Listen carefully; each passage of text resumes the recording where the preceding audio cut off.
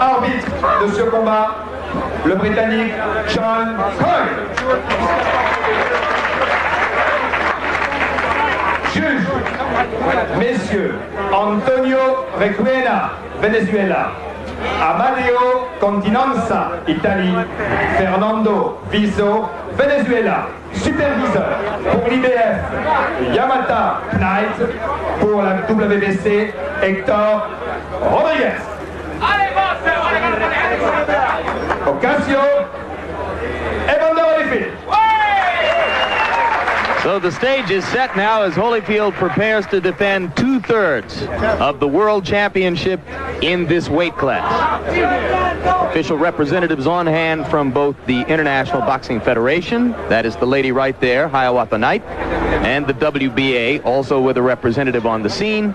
Referee John Coyle of Great Britain brings the two fighters together in the middle of the ring. If you've just joined us on Showtime Championship Boxing, in an earlier bout, Dwight Muhammad Qawi scored a 6th round technical knockout over Leroy Murphy, which has given Qawi the right to meet the winner of this bout. And if it is Holyfield, it will be a revenge bout. Holyfield took the WBA title from Qawi last July. Ocasio comes out and tries to get off first.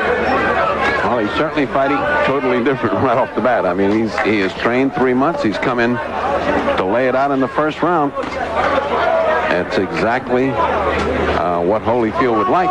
He would like an exchange.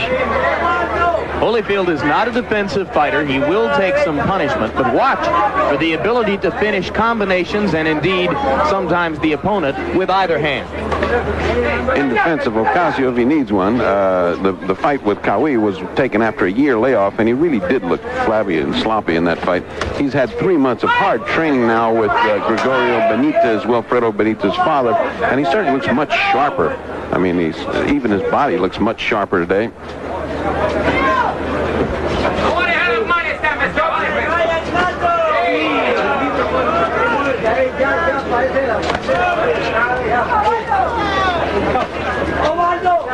Holyfield not yet able to land the combination. He's tried twice with the jab, setting up the right cross.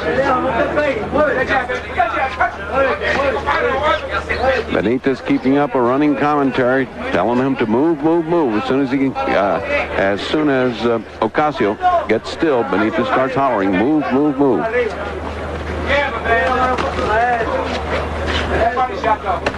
The difficulty in watching Oswald Ocasio is that his punches, even when they land, don't have a great deal of steam or power to them. Round 1 of a scheduled 15 rounds. Holyfield has gone 15 once in his career. Ocasio has done it 5 different times. Few here expect the bout to go that distance.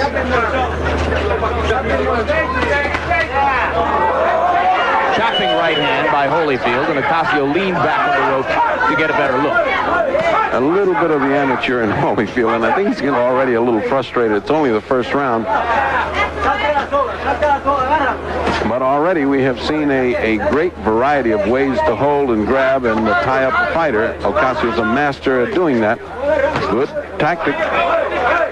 Just a little short with the right hand there was Holyfield, but he digs twice to the body and has got Ocasio standing still. This is a 20-foot ring, not as advertised 22, but 20 feet, which is in Holyfield's favor. It's a lot less to run around.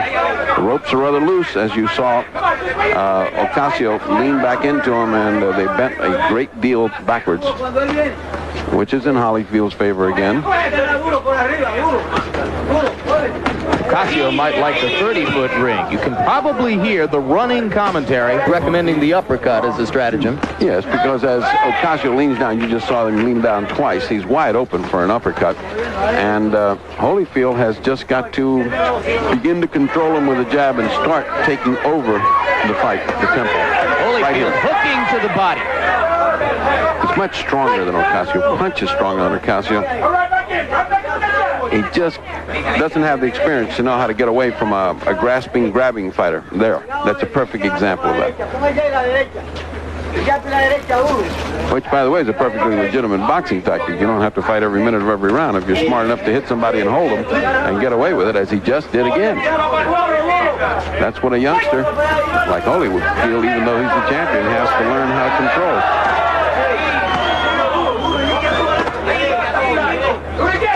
Capacity crowd here in Saint-Tropez. They are not the noisiest crowd you've ever heard.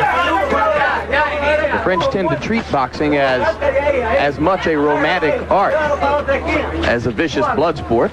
Is it a vicious They cringe a little bit during punishment. Is it a vicious blood sport? I never thought so.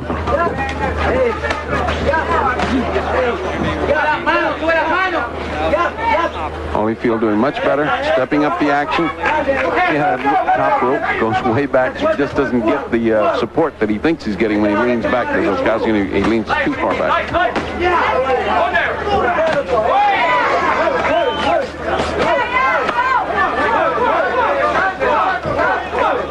Holyfield beginning to connect inside for Holyfield's much faster hand speed and much sharper punches. starting to put punches together, which he wasn't able to do in round one. I think those twin hooks to the body early in the round got Ocasio's attention. And now Holyfield is able to bear in and pin Ocasio against the ropes from time to time. He's coming in just as Benton trained him. Double, triple jab, and then the right cross, and then a hook behind the cross. He just did that last series of punches. He's just doing it again.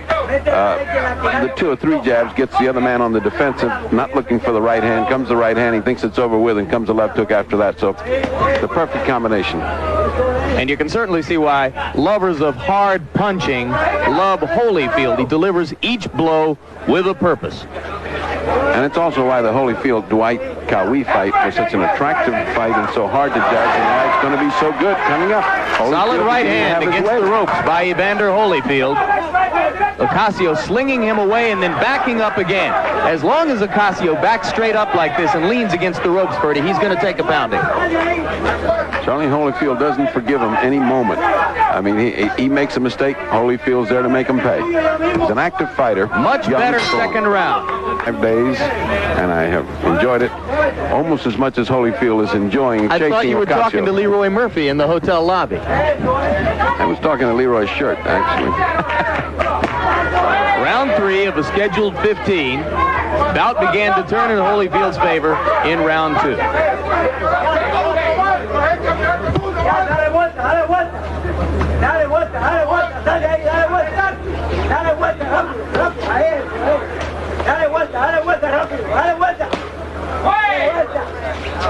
Be interesting to see what Gregorio Benitez has left at the end of the evening in that voice, Ferdy, if he keeps up at this rate. Well, I know him for many years, and I can tell you he can go into Christmas season without losing his voice.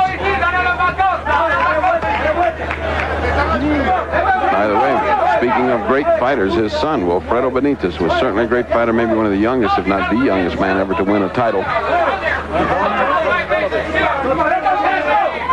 As for Holyfield, he won the WBA Cruiserweight title in that 15-round split decision over Cowie on July 20 of last year. WBA, of course, calls the title the junior heavyweight title. The other 2 governing bodies, the IBF and the WBC, both refer to it as the Cruiserweight title. On May 15, with his 3rd round TKO of Ricky Parkey in Las Vegas, Holyfield took over the IBF version of the championship. Up ahead, if he were able to defeat Ocasio tonight, a bout with Dwight Muhammad Cowie, a revenge battle for Cowie, and then potentially a bout with Carlos De Leon to attempt to unify the title in this weight class, and it is at that point that most suspect he will move up to the heavyweight division. Well, he's certainly fighting like a heavyweight right now. He is controlling Ocasio. He has had a series of pitch battles here, which Ocasio's lost every one, and Holyfield has really been powdering him. It is beginning to look like the wear and tear on Ocasio is showing. The one left hook about 15 seconds ago landed flush on the jaw of Ocasio, and he grimaced as he moved away.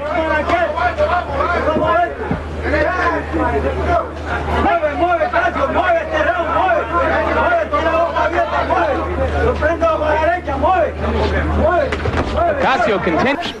Easy to say, but when Holyfield's in front of you, pushing you against those ropes, there's nowhere else to go. That's what we talked about at the top of the show. Cutting him off, dominating him with a jab. Everything we said at the beginning, Holyfield just showed in that last round, and it's beginning to pay off. And he's stepping up the gas.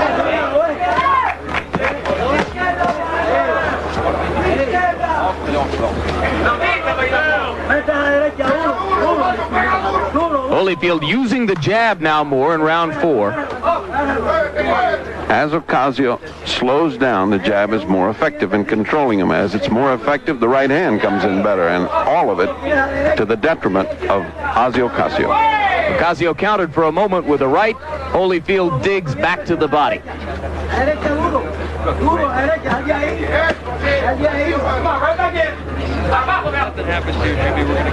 Ocasio has had the unfortunate habit of punch, and then grab. Holyfield, once he finds out that the punch is going to be followed by grab, moves away and starts punching himself. Of course, that results in more punishment on Ocasio. Back to the ropes for Ocasio just then. You saw Holyfield there doing something he's tried to do, and there again, coming up the middle with the uppercut. Indeed, Ocasio holding his hands apart and making that available to him.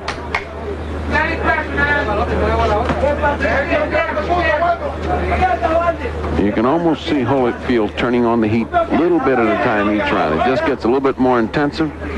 The punch is a little bit more meaningful.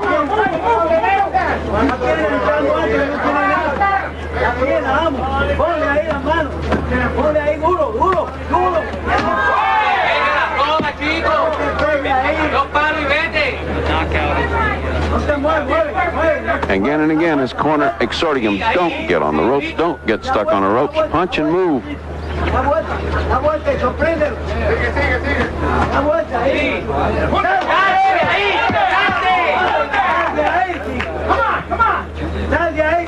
We're in round 4 of the scheduled 15. Beautiful double jab and a right hand by Holyfield. Double title holder Evander Holyfield dominating Osvaldo Ocasio of Puerto Rico as he tries to retain his championship and point toward a second battle with Dwight Muhammad Qawi. Ocasio taking punishment against the ropes. Solid left to the head there by Holyfield. Holyfield just moves him from one rope to the other. Traps him on one rope, goes to the other rope. Ocasio beginning to wear out. Chose to live in New York a few years back rather than to remain in Paris because of the difficulty of being a public figure in his own hometown. A difficulty which you've handled very well in Manhattan, I understand. And you in Tampa and Miami, Ferdy, everyone knows about that.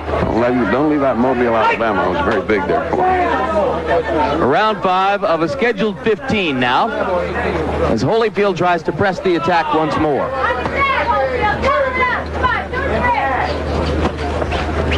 In case you joined us late here on Showtime Boxing, in an earlier bout, Dwight Muhammad Qawi scored a 6th round technical knockout over Leroy Murphy to put himself in line for a shot at the winner of this fight.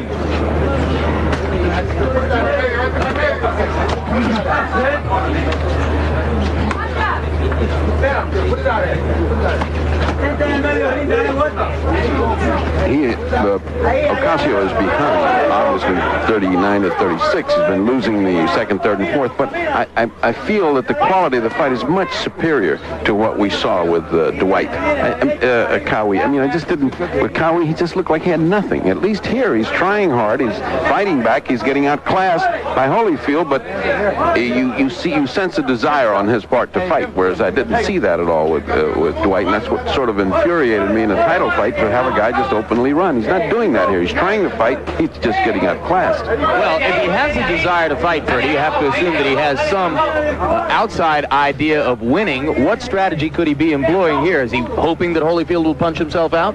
He's hoping he'll get tired. He'll make a mistake. Unfortunately, when you have a fighter that can't punch, your options are rather closed, because even if you're waiting for him to get tired, if you blow out all those first rounds, you're not going to knock him out. You're not going to outpoint him. So he is in a difficult position for a man who can't punch and who is slowly, inexorably falling farther and farther behind.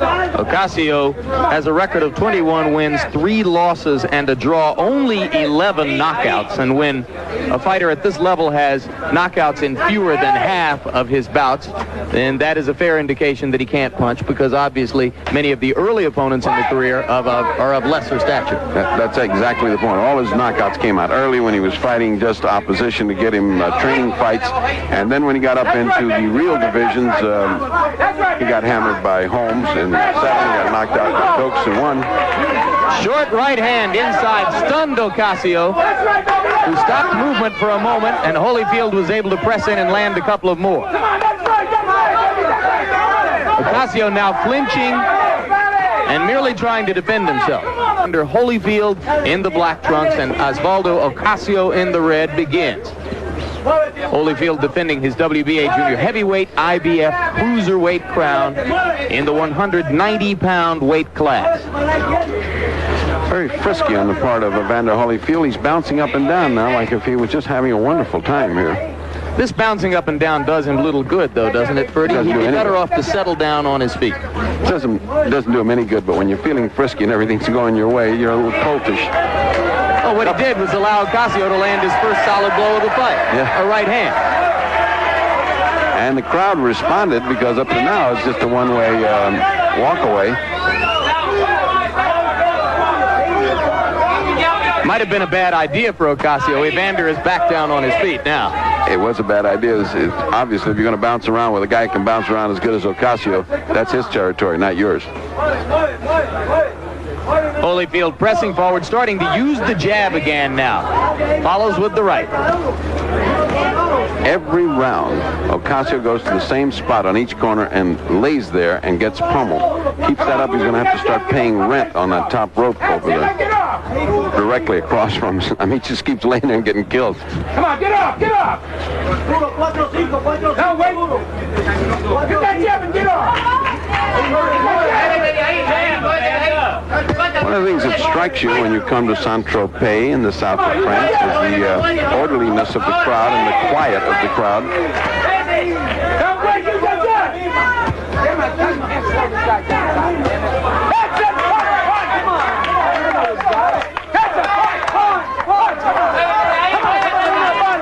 Holyfield measuring him. Ocasio tries to grin at him. It's a half-hearted effort.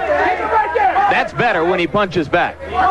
Oh, there's that uppercut. There's the uppercut that Benton wanted. There it is again. Holyfield senses that he has Ocasio in trouble. Comes forward with the right hand. Ossie's showing pretty good ability to take a punch. He is, and he's showing more fighting spirit. He's fought better this round in spite of the fact that he's taken a good pacing. He's coming back. Not enough to win a round, but at least it was better than that one-way beating he was taking. I think a fighter should evince some reluctance to take a beating from time to time just to make his opponent feel that he's in a fight.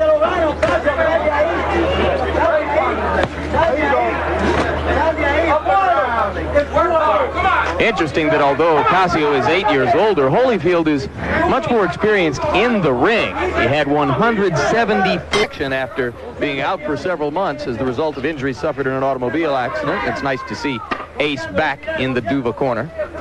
And now Holyfield comes out to do business in round 7. Holyfield feels slightly frustrated, if not disappointed, in not looking that much better. Although, how much better can you look against a guy that is fighting to survive rather than to win? Well, he's pitching a near shutout by our card. Maybe he lost the first round, as you said, but certainly he's won every one since then.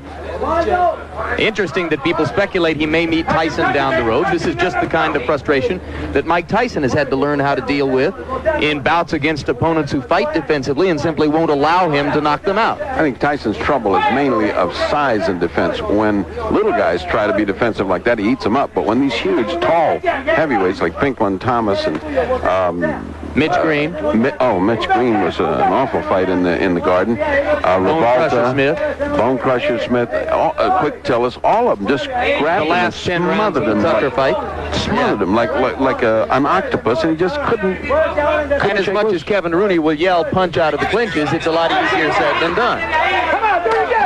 Well, at the end of this circus, we have it 59-54 at the end of 6 for Holyfield, giving, as my partner Jim Lampley said, only the first round to Ossie Ocasio. Although I do not hesitate to point out that I feel Ocasio's fighting a much better fight than he did against Cowie. Yet he was given credit for victory in the Cowie bout, and here he is well behind. Remember, this is quite unofficially. We're just sitting here idly looking at this. There are 3 judges, 2 from Venezuela, who might love defensive fighting, seeing it quite differently. I am sure that Nouveau, Ace Murata would not like to see this go to a decision. Want to see that TKO or KO on Holyfield's record. Ferdy, if he's winning this bout, the ghost of Sugar Ray Leonard is much more than an imaginary apparition. It is moving pens on paper at these judges' stands.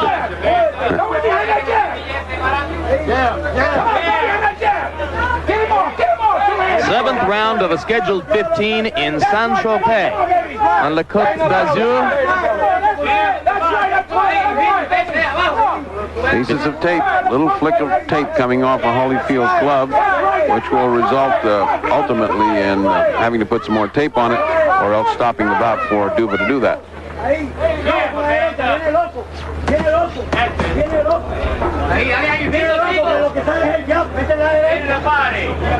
The action has a sameness.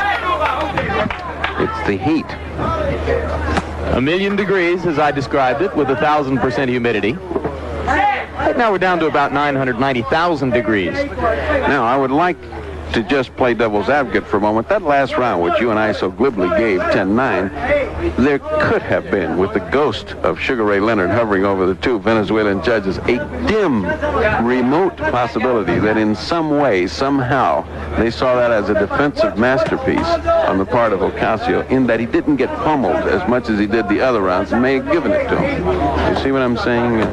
That would bring my confusion with regard to boxing scoring to a newly elevated level, Ferdy. That's true.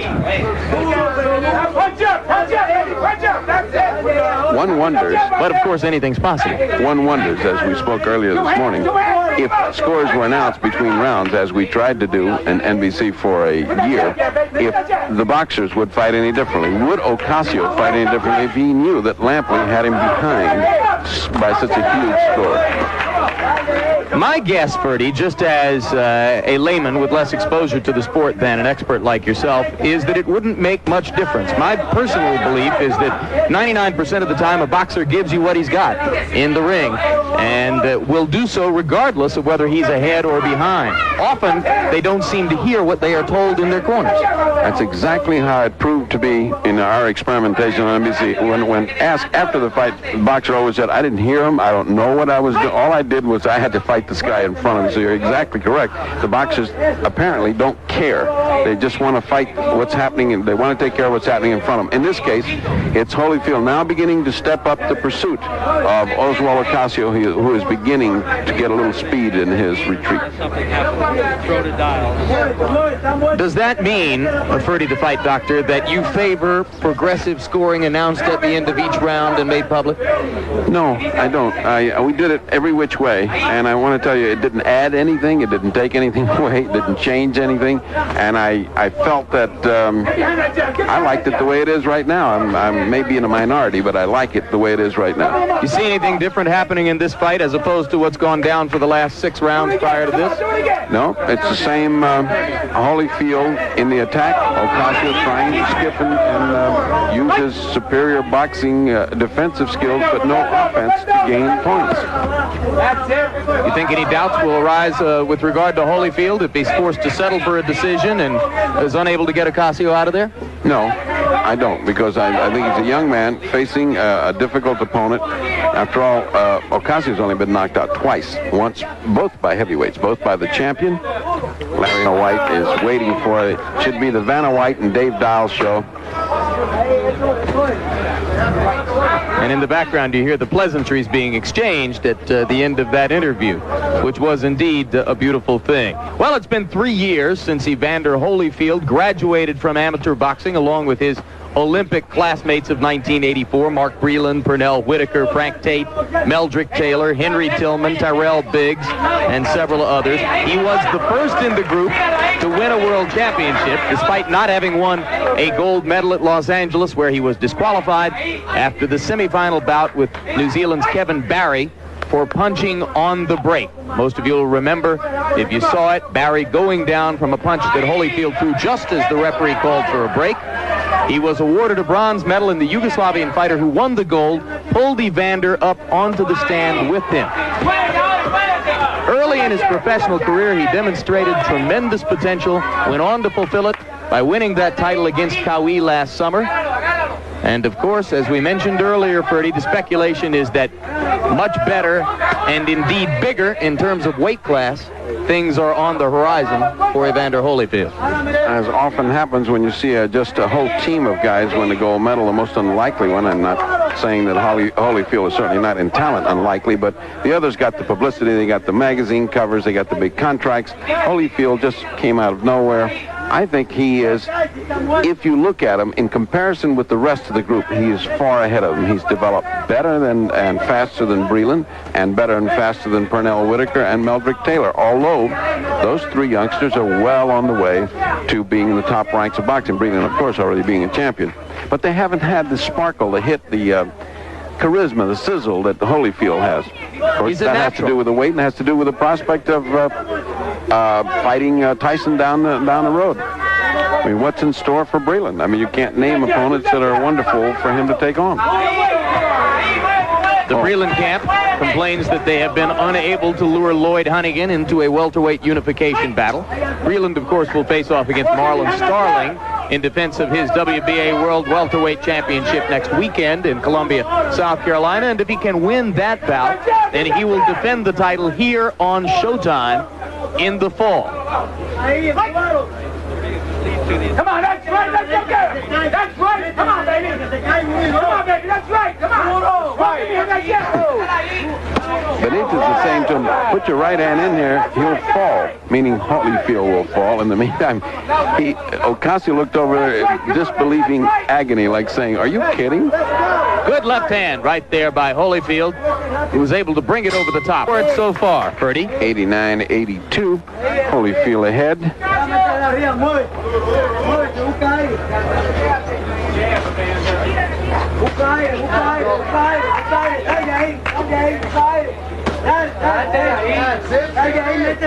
Ocasio now looking more like the Ocasio of old in that he was running much faster, looking very tentative and almost apprehensive as Holyfield closes in with that heavy punching.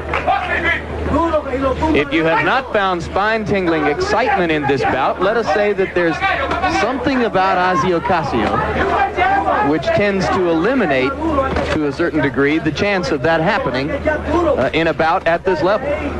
It almost robs you of your senses because along about the middle of the fight, you have an overwhelming urge to close your eyes. But then you feel like you might miss something because young Mr. Holyfield is doing all he can. He's doing 100% to get rid of Ocasio and not have to wonder about the ghost of Sugar Ray Leonard. Ocasio landed a pawing left.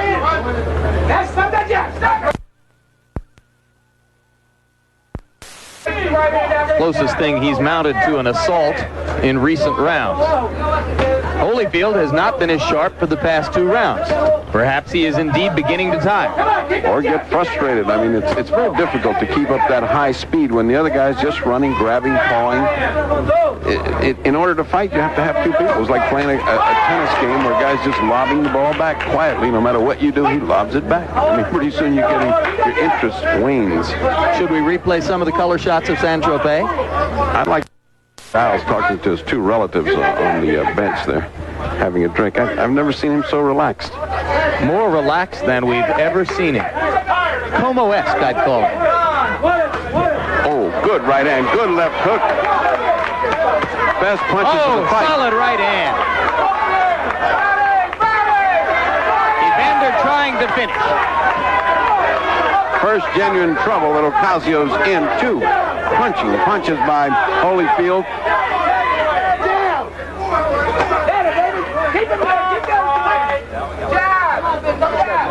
Holyfield digs to the body. Ocasio holds. Here comes Evander again. We are in round 10 of a scheduled 15. Ocasio, flat-footed, has very little left in his legs. He's working on very dead legs.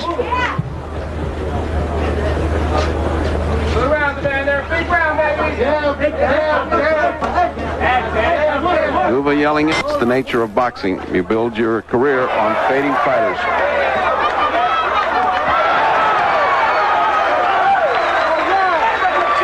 That had become increasingly inevitable during the last minute of round 10. We are now in the first minute of round 11. Ocasio takes the mandatory 8, looks to his corner and to Gregorio Benitez, tries to deliver a right hand, and now prepares to try to weather another storm. He got hit a bruising uppercut as he got in. Of course, Holyfield zeroing in, knowing this could end right now. You get the feeling Ocasio certainly doesn't want any more. Holyfield a little wild at first, now tries to go back to concentrating on the body. Ocasio just getting pumped. Then Luke. That's quite enough for British referee John Coyle, and by technical knockout in the 11th of the scheduled 15, Evander Holyfield retains his WBA junior heavyweight, IBF cruiserweight crowns, and sets up a second match with Dwight Muhammad Qawi. And that's got to be a wonderful match. I mean, because Dwight has all that energy burning in him. And, of course, Holyfield is dying to come back and show much better than he did the first time against Dwight Qawi. I found this fight not quite what I expected, as we will see with one punch. You see that top rope giving way, and that punch was so hard that the referee had to come in and stop. He did it again correctly. The referee comes in, stops the fight as he should have. No